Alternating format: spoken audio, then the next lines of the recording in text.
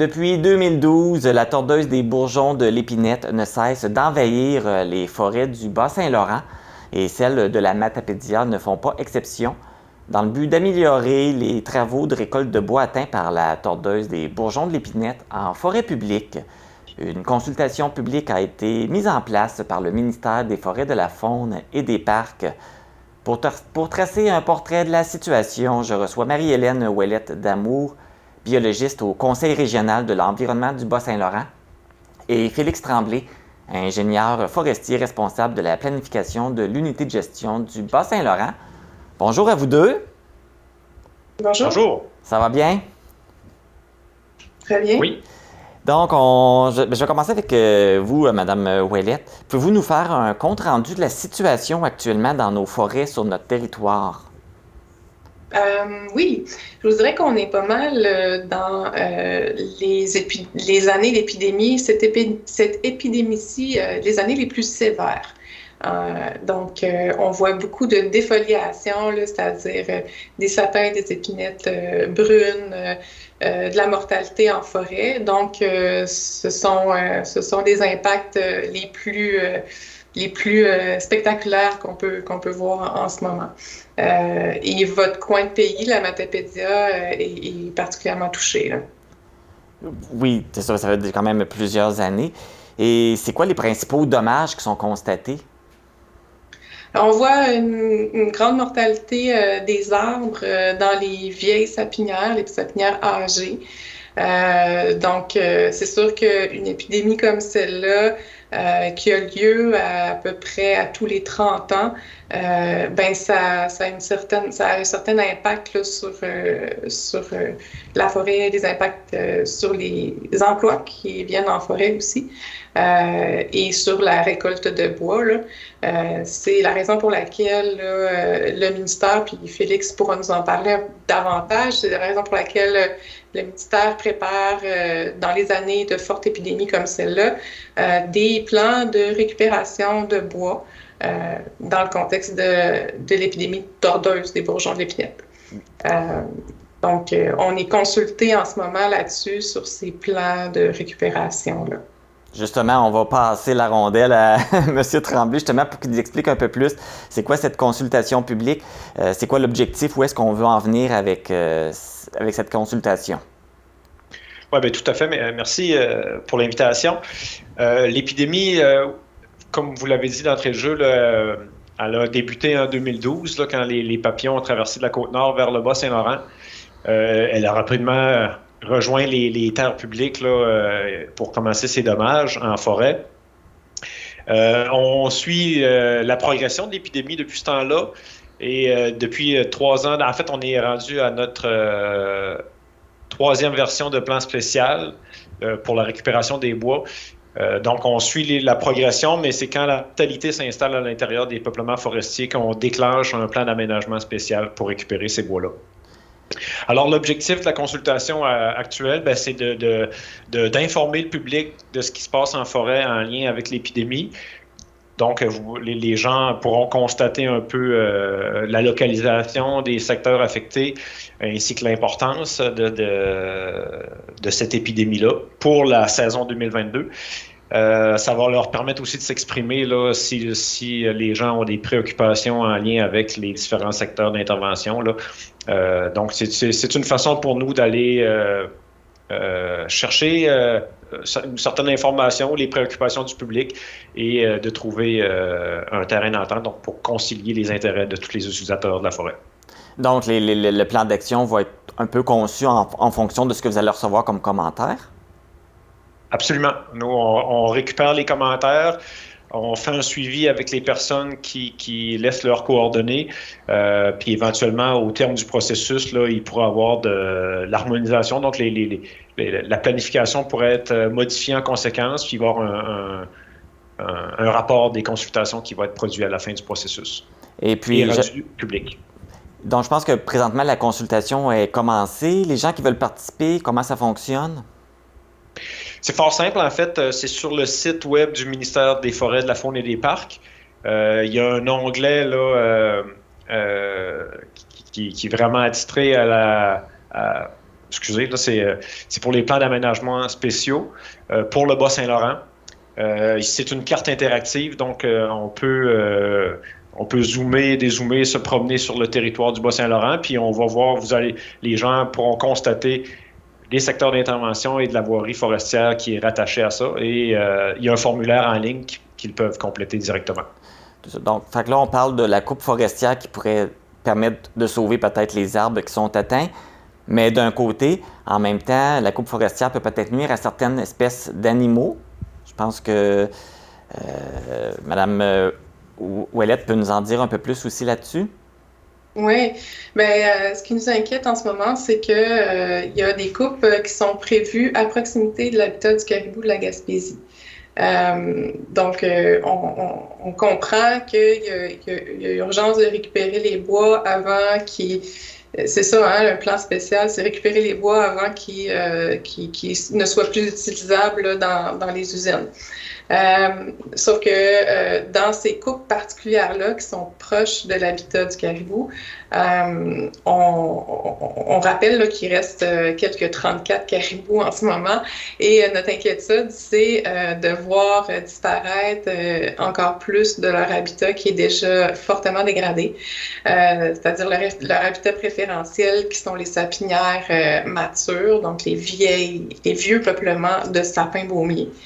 Donc, on a déposé, nous, un avis là, au ministère qui réclame le retrait là, de plusieurs chantiers prévus au plan spécial qui est en consultation présentement, justement pour mieux protéger l'habitat de cette population-là. OK, de ce que je comprends, c'est que le ministère a pris ça en compte, puis là, ils vont peut-être modifier ou va y avoir des changements au niveau du plan d'action. Est-ce que c'est ça, M. Tremblay? Bien, en fait, ce qui a été déposé comme secteur d'intervention et ce qui est actuellement en consultation, c'est l'ensemble des secteurs qui font l'objet d'une mortalité, que ce soit en termes de sapins ou d'épinette, c'est les deux principales essences vulnérables. Donc, actuellement, on est effectivement en train de recueillir les commentaires du public. Pour ce qui est des membres de la table GIR, c'est déjà réalisé. On a commencé à analyser les commentaires. Puis éventuellement, oui, la planification pourrait être appelée à changer. Mais je veux juste rappeler aussi, là, la planification actuelle respecte les règles du jeu qui ont été établies jusqu'à présent. Puis la planification n'entre pas dans la zone essentielle du caribou, ni même dans l'aire de répartition là, qui est reconnue par le fédéral. Non. Je me permettrais de souligner que c'est quand même fortement à proximité de ces secteurs-là et que nous, il y a une inquiétude définitive là, pour l'habitat qui est déjà fortement perturbé. Fait qu'il y a quand même un risque, ce que je comprends, selon vos constatations. Réalité, pardon? Selon vos constatations, il y a quand même un risque. Bien, écoutez, d'abord, on ouvre certains des chemins sont nouveaux, certains sont en restauration, mais ça veut dire qu'on va ouvrir et utiliser des chemins supplémentaires. Ça permet aux prédateurs, des fans particulièrement, de pénétrer le territoire plus avant jusqu'à l'habitat du caribou. Donc ça, c'est une préoccupation majeure. Puis c'est sûr que, tu sais, on a beaucoup d'efforts gouvernementaux récemment en termes de sommes investies là, dans des mesures de protection moi j'appelle ça extrême, là. On parle d'enclos de maternité pour le caribou en ce moment.